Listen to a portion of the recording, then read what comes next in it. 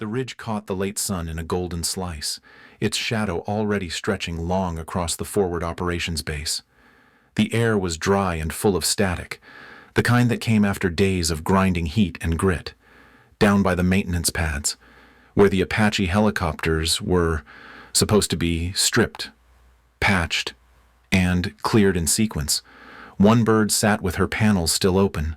The crew had pulled off hours ago. She wasn't on the rotation anymore. Her flight record was stamped red, inoperable. One engine cycle away from a structural failure. Brynn stood next to her Apache with her gloves clipped neatly to her belt, the harness straps across her flight suit still dusted from yesterday's run. She wasn't wearing her helmet, and she wasn't speaking. The wind was low, just enough to stir the grit at her boots. Around her, the noise of the base pressed on vehicle engines turning over. Distant radio calls, tools clinking in trays. She didn't look at any of it. Her eyes stayed on the bird. "You run that engine again and it's going to melt through that left strut," one of the mechanics said to no one in particular. His voice carried across the tarmac. "Should have been towed yesterday."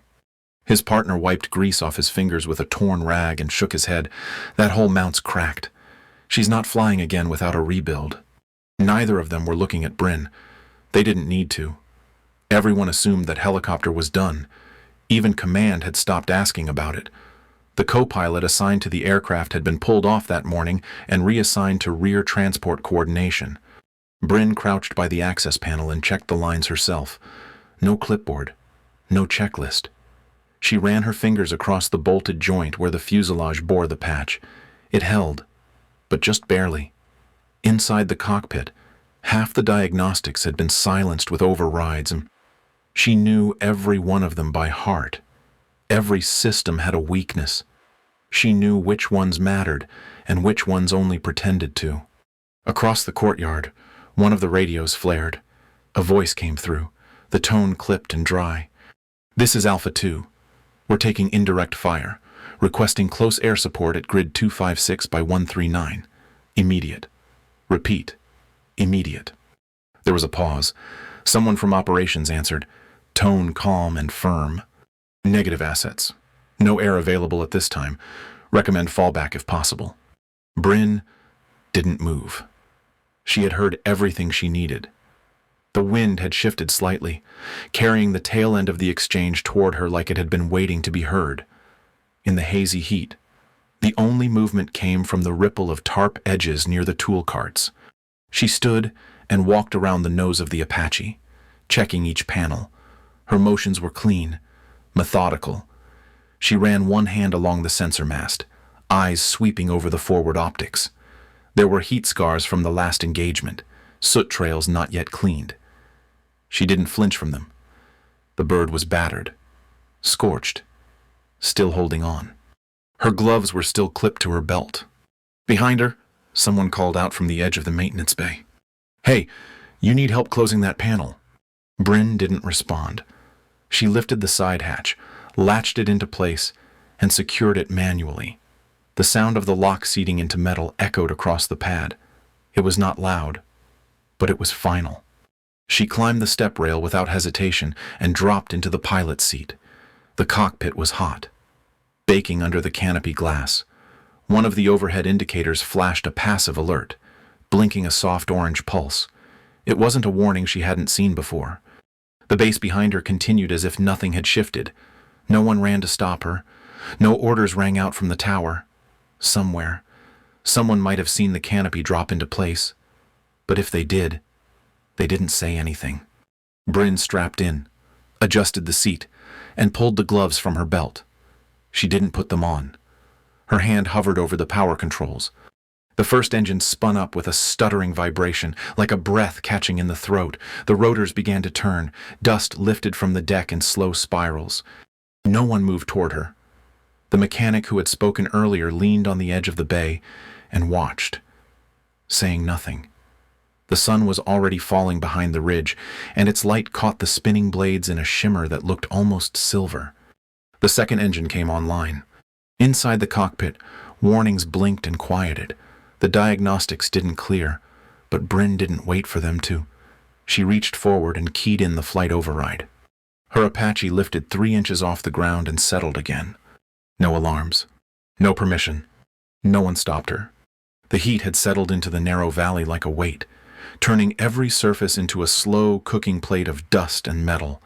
Alpha 2 had gone still behind the burnt-out MR app, a wrecked block of false cover tilted onto its side where the blast had shoved it off the road. The front axle had snapped in half. The wheels were stripped down to steel. A smear of oil bled from underneath and baked into the sand. Sergeant Keller crouched behind the shattered frame, sweat streaking down the side of his face. His helmet was dented. His voice had gone quiet hours ago, but his eyes kept scanning upward, tracking the ridgeline like something might move. He had stopped giving orders that morning. Now, it was all nods and half whispers. Next to him, the team's medic was bent over one of the wounded Marines, a makeshift compression bandage tied around a leg already soaked through. His medical pack was nearly empty. No morphine left. No tourniquets. Just gauze. A rusted set of shears. And his hands.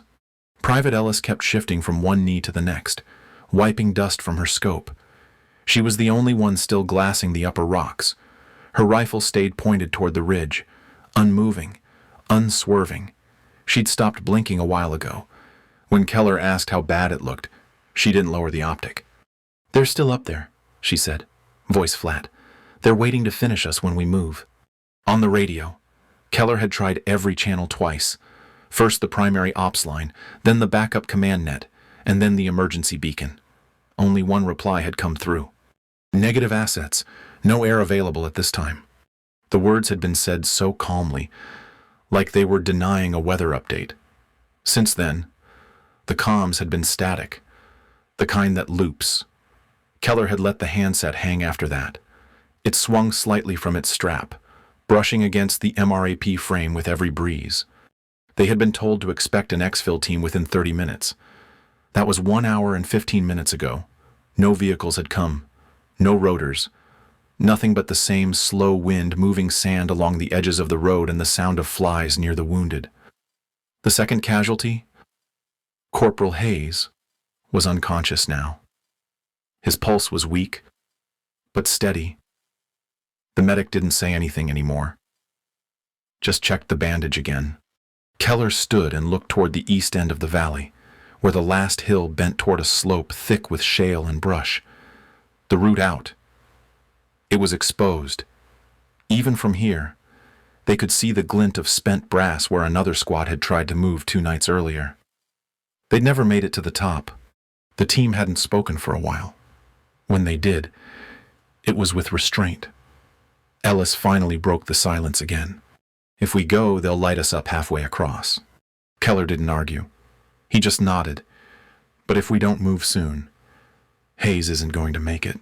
One of the younger Marines shifted beside the wreck, face pale, hand flexing near the sling of his weapon. He opened his mouth to say something, but stopped. Whatever it was, it wouldn't help. They all knew the math. The last water had gone out 2 hours earlier. Their position was dry, exposed, and technically already written off by the operation lead. That much was clear by the silence. Ellis pulled her head back from the scope and looked to the sky. A hawk circled above the ridge, slow and high. Its wings barely moved. The sky behind it was clear, a deep shade of blue beginning to lean toward dusk. The silence had weight. It pressed down harder than any gunfire would have. No one was shooting because the enemy didn't need to. They knew time would do the work. The longer the Marines sat there, the more it unraveled. Keller finally crouched again, jaw locked, watching the medic rewrap the bandage for the 3rd time. His voice, when it came, was quiet. "We move on the next shadow line." Ellis gave a single nod. "Copy." No one asked what would cover them. No one asked about air again. The question had already been answered. They wouldn't be getting close air support. There were no assets, no flight paths, no gunships, nothing coming through the clouds. Keller reached for the radio again out of reflex, but stopped halfway. His hand hovered near the strap, then dropped. He exhaled through his teeth and looked toward the sky again. Still no air. Ellis didn't respond. The hawk was still up there, gliding in silence. The Apache rose through the canyon like a shadow beneath dust, its blades cutting low through dead air thick with heat shimmer. Every vibration echoed through Brynn's spine, a dull thrum layered with warnings. The hydraulics were lagging on roll input. The trim was off by nearly 1% and drifting further every mile. The digital horizon was flashing out of sync, but she knew the terrain well enough to ignore it. She didn't speak. She didn't need to. Her hands moved across the controls with quiet certainty, correcting the yaw manually with pedal pressure. The right side screen was cracked from the last run, a spiderweb of fractures that distorted the feed from the forward sensors. She kept her eyes on the open sky ahead. What mattered wasn't on a display. It was in the feel of the wind shift under the rotors and the pull of the cyclic in her palm. The engine tone fluctuated once, then steadied. The left mount groaned on its housing, a sound she'd heard before, one she didn't like. The warning lights stayed lit. Fuel was dropping, not alarmingly, but enough to make her notice. The cannon was still live, but the reticle drifted whenever she slewed it fast. That was fine. She would not be firing blind. Not today. Brynn flew alone. No wingman, no co-pilot, no comms linked. The headset rested on her shoulder, disconnected. Her only input came from a passive intercept channel, slaved to an old signal band. It crackled with chatter from somewhere ahead, voices speaking in a clipped dialect, pacing fast. She didn't need to translate. The rhythm was clear. They were positioning for an assault. One of them called a count. Another repeated a confirmation. She listened to the whole exchange as she came up over the rim of the valley, her elevation low, hugging the terrain. She flared gently, climbed to 75 feet, and set into a hover just behind a long strip of broken shale. From this angle, the top of the ridge curved like a knife. Wind scraped across the nose of her cockpit, pulling a ghost trail of sand from the canyon below. The voice came again, clearer this time. The tone was final. Engage now. Brynn lifted the arm switch cover. The plastic snapped gently against the stop, a smooth and familiar motion. Her thumb found the selector. The Hellfire rack on the starboard pylon read, "Ready." Her target zone wasn't confirmed by any feed, not painted by a spotter, not cleared by any air controller. She had no map overlay, no green light, no eyes except her own. She breathed in. The reticle drifted across the ridgeline. She fired. The missile streaked out on a short arc and struck the upper rise just behind a jagged boulder line. The explosion came seconds later, a tight bloom of flame and smoke that sent shale ripping in every direction. The ridgeline flashed red, and for a breathless moment, nothing followed. No counterfire, no chatter, no recoil. Then the second signal in her headset broke apart, screaming. Below, the valley shuddered. Rocks slid. Dust poured off the slope in slow waves. Her eyes tracked it all. Still calm, still steady. The fractured optic screen glowed faintly under the haze of smoke, trying to stabilize a targeting square she no longer trusted. She didn't need it. Her eyes narrowed slightly. Her hands didn't move. The comms net lit with a sudden burst of static, then a desperate voice. She knew the cadence. Alpha 2. Ground team. Pinned since morning. Brynn toggled her mic for the first time. "You're out of cover." There was a pause, the kind that lives in the space between panic and recognition. Then watch the sky. She eased the Apache slightly forward, nose tipping into the smoke. Her cannon tracked left. Behind her, a second wave of dirt erupted as ammunition cooked off in the impact zone. The ridge was no longer secure. The team below hadn't moved yet, still crouched under the illusion that their world was ending. It wasn't. Not yet. Her systems blinked warnings again. Temperature on the port engine was climbing, fuel draw increasing. The trim was holding, barely. The chopper felt heavier than it should, but she compensated, adjusting pitch and yaw with small, quiet inputs. The wind fought her. The bird groaned. She kept her altitude locked. Just above the ridge, still drifting forward, invisible to most of the world, she waited. The ridge erupted before anyone in Alpha 2 had moved. The blast came without warning, flattening a section of rock and scattering smoke across the upper slope like someone had torn a seam in the mountain itself. The sound didn't roll, it cracked, sharp and fast, followed by a deep pulse that shook loose gravel from the valley walls and sent dust pouring across the wreckage where the team had taken cover. For a second, no one spoke. No one fired. The enemy positions on the ridge had been whisper quiet all afternoon, waiting, watching, ready to finish the pinned squad when they made their final move. But now the high ground was burning. Smoke lifted straight into the sky, and the shape of a rotor wash pushed it outward in a slow, steady churn. Ellis was the first to shift. She brought her scope up quickly and swept the top of the ridge, trying to find what she thought she'd imagined. The barrel of her rifle stuttered once, then steadied. She whispered into the dust without lowering her eye. "There's something up there, mid-sky, 40 meters, maybe less." Keller blinked and followed her point. At first, all he saw was distortion and haze. Then a darker shape floated into view. Too still to be natural, too low to be anything standard. It was there, not loud, not spotlighted, just hovering behind the smoke, like it had been watching the whole time. The radio hissed once, then cleared. A voice came through, female, direct and low. "Move now." The squad leader looked at the radio, then toward the hovering silhouette. "Who the hell is that?" No one answered. The shape above the ridge dipped forward, then adjusted again, settling into place like it was setting an anchor mid-air. Ellis kept her eye on the slope. "I think it's ours," she said. "But that bird is flying like it shouldn't be." No one questioned it further. Hayes was already being moved. The medic was dragging the last of the bandages into place, packing his gear with one hand while Keller scanned the exit route. The shale path they had avoided earlier now looked passable. Not safe, but passable. And now they had cover. Real cover.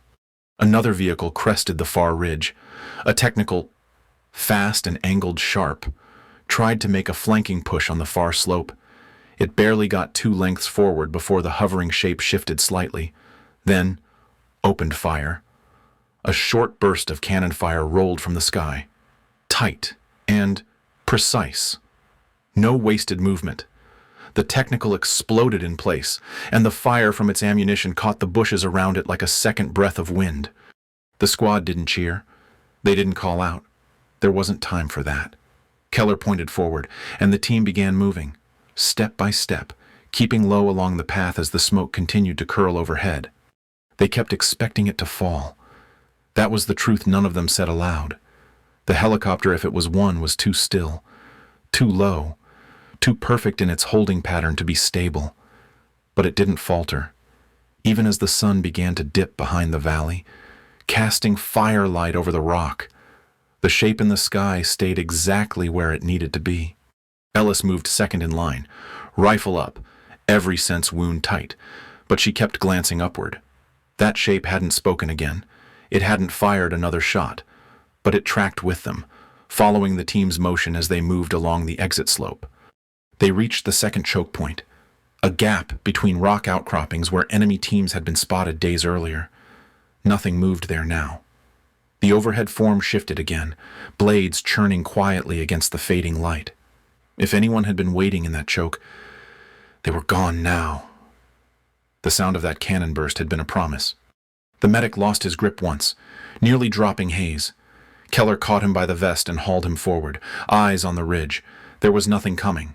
The silence above them was no longer a threat. It was a shield. They passed the final marker on the valley route, a stack of burned crates and old vehicle parts marked in blue tape. Beyond it, a trail curved toward a lower defilade and the approach path for extraction.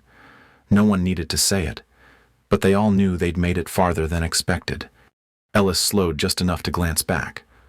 The bird was still there. Framed in haze and dusk, the Apache hung low over the top ridge, tail steady, canopy dark. She could see the scars on its fuselage now.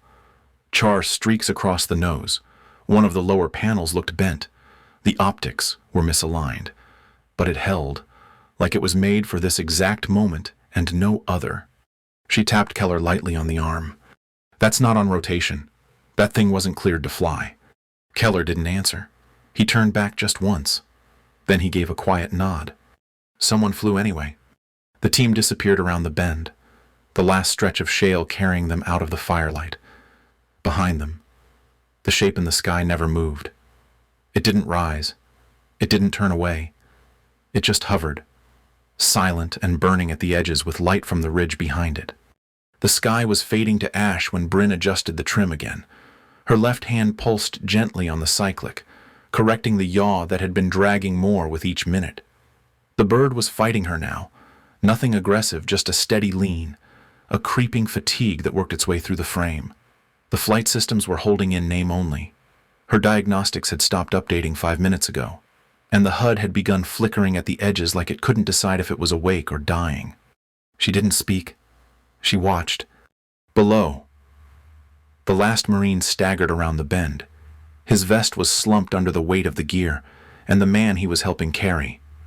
The medic behind them was limping but moving. Brynn kept the Apache where it was, anchored in the low dusk, blades churning the smoke with mechanical patience.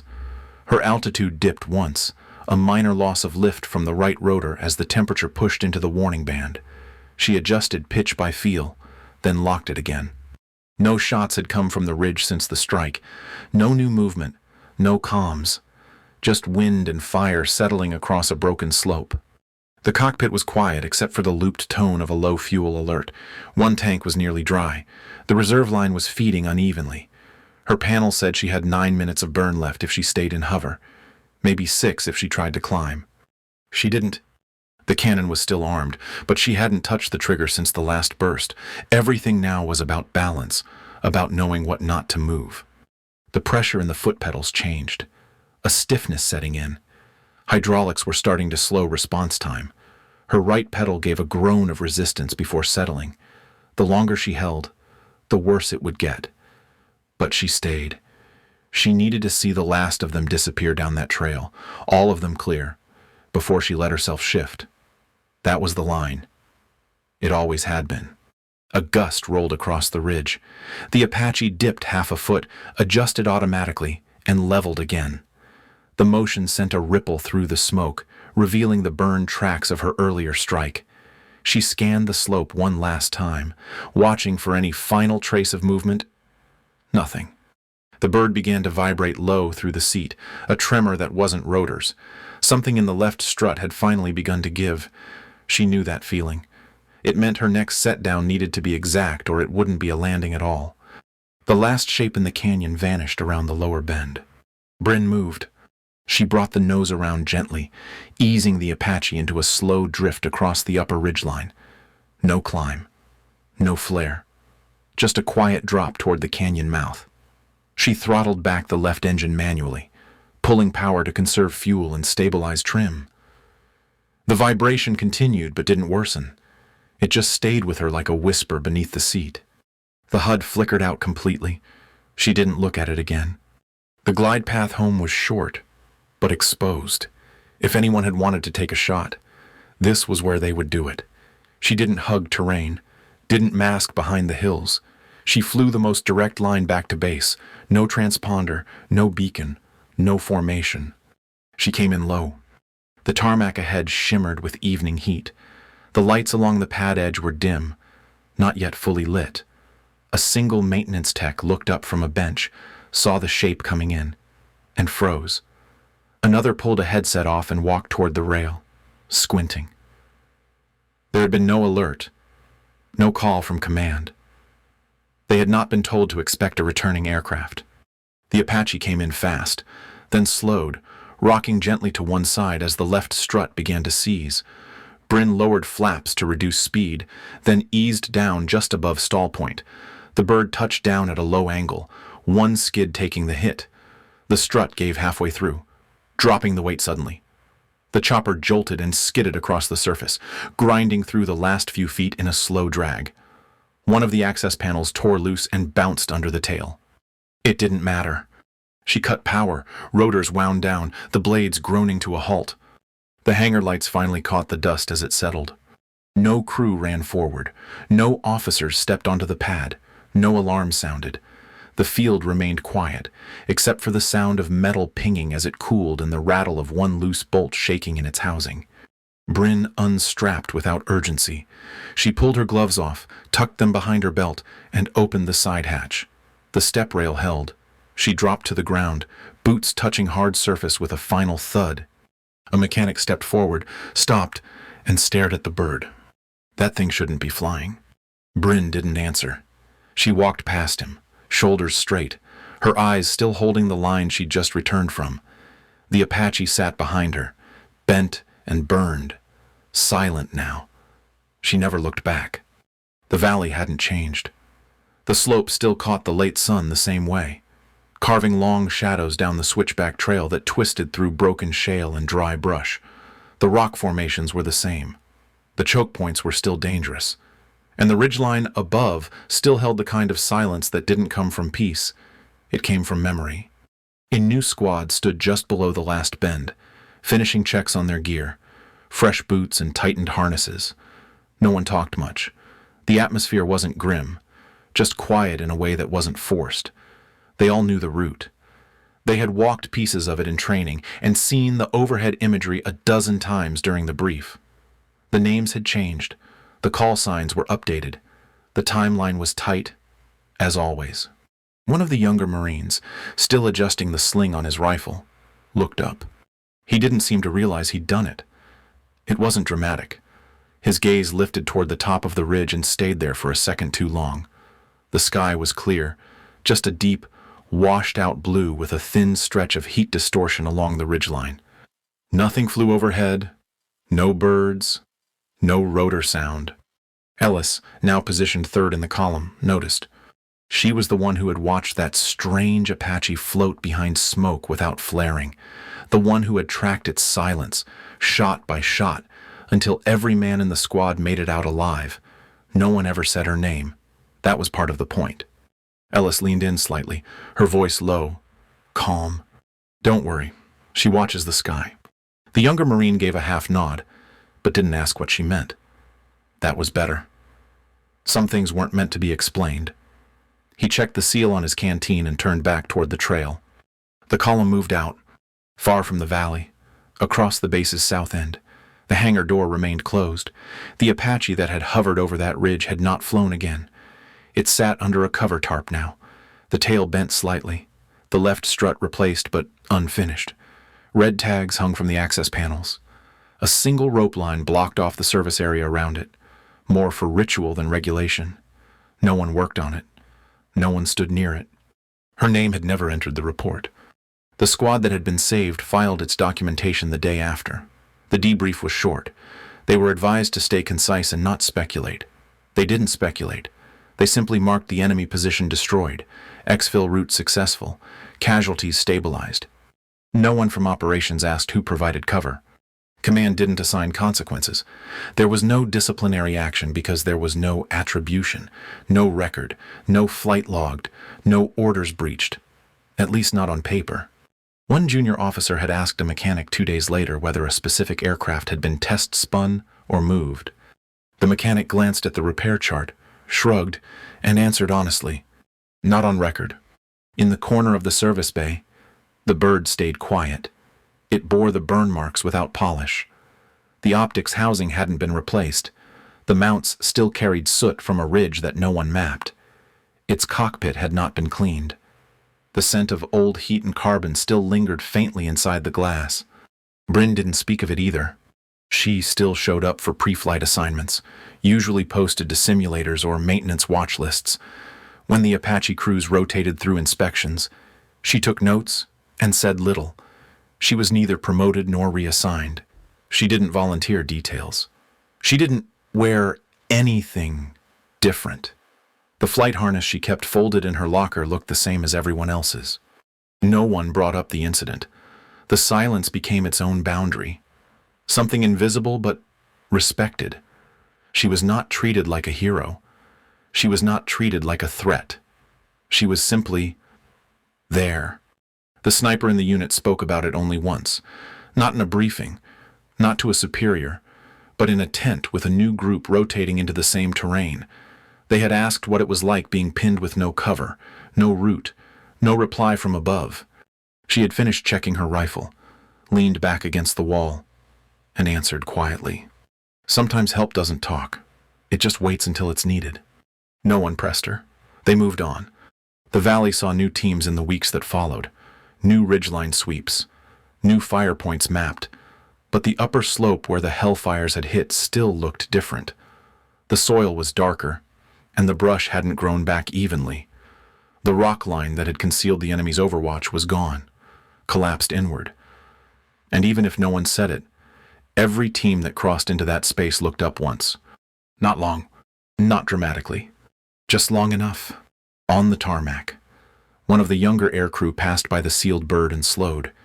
He didn't know why. Maybe it was the scorched tail. Maybe it was the smell of oil that never fully faded. Maybe it was something he had heard in a hallway. Half a sentence dropped between jokes.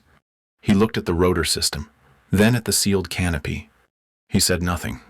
At the edge of the hangar, a senior mechanic walked by, saw him staring, and didn't comment. Behind them, the base carried on. Jets lifted. Transports returned. Briefings rotated. Weather was logged and equipment cycled. But the Apache stayed where it was, tarped and half open, never marked as retired, never marked as ready.